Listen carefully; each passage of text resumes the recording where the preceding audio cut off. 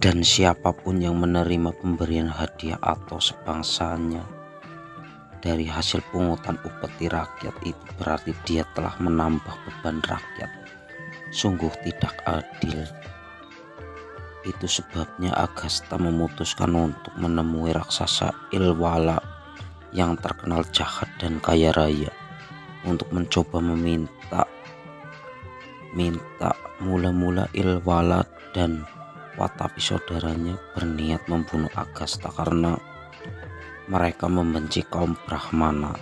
Selama ini mereka selalu membunuh setiap Brahmana yang datang menemui mereka, tetapi Agasta adalah seorang Brahmana yang sakti. Ketika tahu itu, Ilwala sangat takut dan segera memenuhi permintaannya. Agasta mendapat apa yang diinginkan istrinya dan keduanya hidup bahagia. Demikianlah cerita Resi Lomasya kepada Yudhistira yang intinya merupakan pelajaran tentang bagaimana seharusnya mengurus harta kerajaan yang merupakan hasil pungutan upeti dari rakyat. Harta kerajaan harus digunakan dengan sebaik-baiknya untuk kepentingan umum, bukan untuk kepentingan pribadi. Selanjutnya Resi Lomasya berkata, di lain pihak, sungguh salah jika kita berpikir bahwa seseorang dapat dengan mudah hidup suci sebagai Brahmana jika ia dibesarkan dalam lingkungan yang sama sekali tidak mengajarkan pengetahuan akan kenikmatan duniawi dan kenikmatan olah asmara. Ia melanjutkan kebajikan yang dituntun oleh ketidaktahuan tidaklah meyakinkan. Resi Loma selalu bercerita tentang negeri Angga yang pernah mengalami bahaya kelaparan yang mengerikan. Roma pada Raja negeri Angga sangat cemas karena negerinya dilanda bencana alam. Panen gagal, tumbuh-tumbuhan sering kering, hujan tidak turun, ternak mati di mana-mana, rakyat menderita kelaparan. Sungguh sengsara. Roma pada memanggil semua Brahmana di negerinya untuk dimintai nasihat tentang cara mengatasi bencana yang mengerikan itu.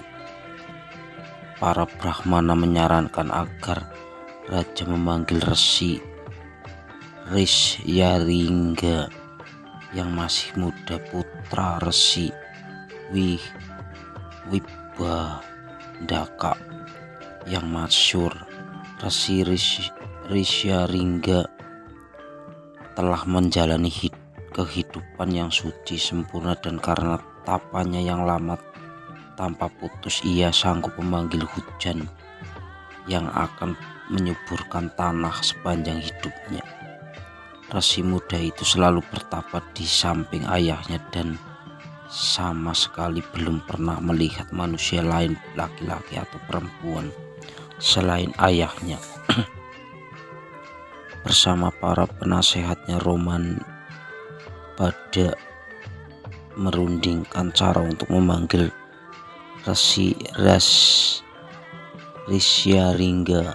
Atas nasihat mereka, Roman pada mengumpulkan beberapa perempuan penggoda dan menugaskan mereka untuk membawa resi itu ke ibu kota Angga. Mula-mula perempuan-perempuan penggoda itu takut kepada raja yang berkuasa itu dan kepada Resi Wibandaka yang sakti. Tetapi setelah diberi penjelasan, mereka menerima tugas itu dengan senang hati karena keberhasilan mereka adalah demi keselamatan dan kesejahteraan rakyat. Kemudian mereka membangun taman indah yang ditanami pohon-pohon rindang dan dilengkapi dengan pertapaan di tengahnya. Taman buatan itu dibangun di tepi sebuah sungai besar yang jernih airnya, yang di hulunya mengalir melewati pertapaan Resi Wihandaka.